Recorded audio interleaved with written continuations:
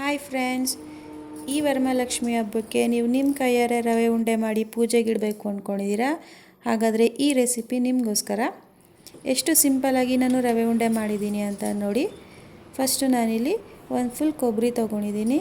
ಈ ಕೊಬ್ಬರಿನ ನಾನು ತುರಿದು ಹಾಕ್ಬೋದು, ಬಟ್ ಇದಕ್ಕೆ ರವೆ ಉಂಡೆಗೆ ಫುಲ್ ಹಂಗೆ ಮಿಕ್ಸಿಯಲ್ಲಿ ಮಿಕ್ಸ್ ಮಾಡಿ ಹಾಕೋದ್ರಿಂದ ಸ್ವಲ್ಪ ಫ್ಲೇವರು ಟೇಸ್ಟು ಇನ್ನೂ ಚೆನ್ನಾಗಿ ಬರುತ್ತೆ.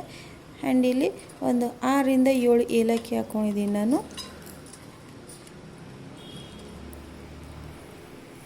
ಏಲಕ್ಕಿನ ಕೊಬ್ಬರಿ ಜೊತೆಗೆ ಹಾಕಿ ಮಿಕ್ಸಿಯಲ್ಲಿ ಪುಡಿ ಮಾಡೋದ್ರಿಂದ ಅದು ಫ್ಲೇವರ್ ಇನ್ನೂ ಚೆನ್ನಾಗಿ ಬರುತ್ತೆ ರವೆ ಉಂಡೆದಲ್ಲಿ. ಸೊ ಅದಕ್ಕೆ ಅಂತ ನಾನು ಹಂಗೆ ಪುಡಿ ಮಾಡ್ಕೊತೀನಿ. ಅದನ್ನ ಜಾಸ್ತಿ ನುಣ್ಣಗೂ ಹಾಕ್ಕೊಬೇಡಿ, ತುರಿಯಾಗಿ ರುಬ್ಕೊಂಡ್ರೆ ಸಾಕು. ನೆಕ್ಸ್ಟ್ ಇಲ್ಲೊಂದು ಬಾಣಲಿಲಿ 2ರಿಂದ 3 ಟೇಬಲ್ ಸ್ಪೂನ್ ಆಗೋಷ್ಟು ತುಪ್ಪ ಹಾಕ್ಕೊತಾ ಇದ್ದೀನಿ. ನೀವು ಇನ್ನೊಂದು 2 ಸ್ಪೂನ್ ಕೂಡ ಯೂಸ್ ಮಾಡ್ಕೋಬೋದು ಬೇಕಾದರೆ, ಫ್ಲೇವರ್ ಜಾಸ್ತಿ ಬೇಕು ಅಂದರೆ. ನಾನಿಲ್ಲಿ ಫ್ಲೇವರ್ ಕಮ್ಮಿ ಸಾಕು ಅಂತ 2ರಿಂದ 3 ಸ್ಪೂನ್ ಹಾಕ್ಕೊಂಡಿದ್ದೀನಿ ಅಷ್ಟೇ. ನೆಕ್ಸ್ಟ್ ಇದಕ್ಕೆ ಗೋಡಂಬಿ ದ್ರಾಕ್ಷಿ ಹಾಕ್ಕೊಂಡು ತುಪ್ಪದಲ್ಲಿ ಚೆನ್ನಾಗಿ ಫ್ರೈ ಮಾಡ್ಕೊತೀನಿ. ಒಂದು 2 ನಿಮಿಷ ಲೋ ಫ್ಲೇಮಲ್ಲೇ ಇಟ್ಟು ಫ್ರೈ ಮಾಡಿ, ಯಾಕಂದರೆ ಬೇಗ ಸೀದೋಗುತ್ತೆ. ನೆಕ್ಸ್ಟ್ ಇದಕ್ಕೆ 1 ಕಪ್ ಆಗುವಷ್ಟು ನಾನು ರವೆ ತೊಗೊಂಡಿದ್ದೀನಿ. ಇದರಲ್ಲಿ ನಾನು ಚಿರೋಟಿ ರವೆ ಒಂದು 1/4 ಭಾಗ, ನಾರ್ಮಲ್ ರವೆ ಒಂದು 3/4 ಭಾಗ ತೊಗೊಂಡಿದ್ದೀನಿ ನಾನು. ಎರಡೂ ಸಮ ತೊಗೋಬಾರ್ದು. ಒಂದು 3/4 ಭಾಗ ನಾರ್ಮಲ್ ರವೆ, 1/4 ಭಾಗ ಚಿರೋಟಿ ರವೆ ತೊಗೊಂಡಿದ್ದೀನಿ.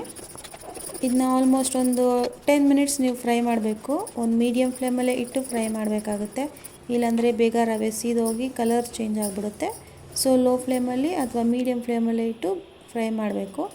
ನೆಕ್ಸ್ಟ್ ಇದಕ್ಕೆ ನಾವು ಫಸ್ಟೇ ರುಬ್ಕೊಂಡಿದ್ವಲ್ಲ ತೆಂಗಿನಕಾಯಿ ತುರಿನ, ಕೊಬ್ಬರಿದು, ಅದನ್ನ ಇದಕ್ಕೆ ಹಾಕ್ಕೊಂಡು ಒಂದು 2 to 3 ಮಿನಿಟ್ಸ್, 2ರಿಂದ 3 ನಿಮಿಷ ಇದನ್ನ ಫ್ರೈ ಮಾಡಿಕೊಂಡು,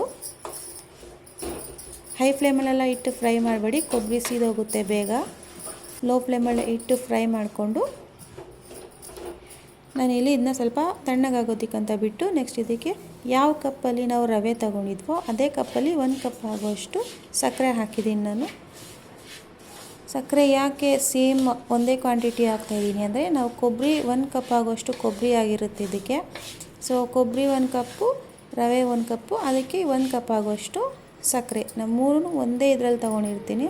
2 ಮಿಕ್ಸ್ ಮಾಡಿಕೊಂಡು ನೆಕ್ಸ್ಟ್ ಇದಕ್ಕೆ ಒಂದು ಚಿಕ್ಕ ಗ್ಲಾಸಲ್ಲಿ ಹಾಲು ಹಾಕ್ಕೊಂಡು, ನೋಡ್ಕೊಳ್ಳಿ ಹಾಲು ಹಾಕ್ಕೊಂಡು ಮಿಕ್ಸ್ ಮಾಡ್ಕೋಬೇಕಾದ್ರೆ ತುಂಬ ತೆಳ್ಳಗೆ ಮಿಕ್ಸ್ ಮಾಡೋಕ್ಕೆ ಹೋಗಬೇಡಿ, ಜಾಸ್ತಿ ತೆಳ್ಳಗಾಗೋಗುತ್ತೆ.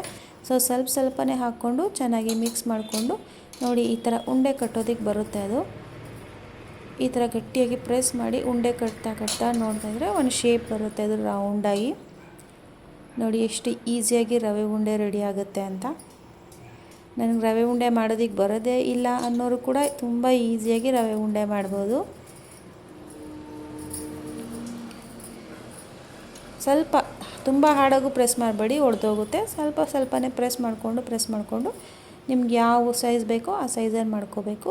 ನನಗಿಲ್ಲಿ ಪೂಜೆಗೆ 5 ದೊಡ್ಡ ಸೈಜ್ ಬೇಕು ಅಂತ ನಾನಿಲ್ಲಿ ದೊಡ್ಡ ಸೈಜಲ್ಲೇ ಒಂದು ಸ್ವಲ್ಪ ಮಾಡಿಕೊಂಡು, ಇನ್ನು ಮಿಕ್ಕಿದೆಲ್ಲ ಚಿಕ್ಕ ಸೈಜಲ್ಲೇ ಮಾಡ್ಕೊತಾ ಇದ್ದೀನಿ.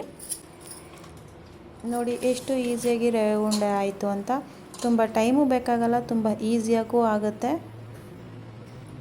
ಈ ರೆಸಿಪಿ ನಿಮ್ಗೆ ಇಷ್ಟ ಆಗಿದರೆ ಲೈಕ್ ಮಾಡಿ, ಶೇರ್ ಮಾಡಿ, ಸಬ್ಸ್ಕ್ರೈಬ್ ಮಾಡಿ. ಯಾರೆಲ್ಲ ಫಸ್ಟ್ ಟೈಮ್ ನಮ್ಮ ಚಾನಲಲ್ಲಿ ನೋಡ್ತಾ ಇದ್ದೀರಾ, ಸಬ್ಸ್ಕ್ರೈಬ್ ಮಾಡೋದನ್ನ ಮರಿಬೇಡಿ. ನೀವು ಟ್ರೈ ಮಾಡಿ, ನಿಮ್ಮ ರೆಸಿಪಿ ಹೇಗೆ ಬಂತು ಅಂತ ಕಮೆಂಟ್ನಲ್ಲಿ ಹೇಳಿ.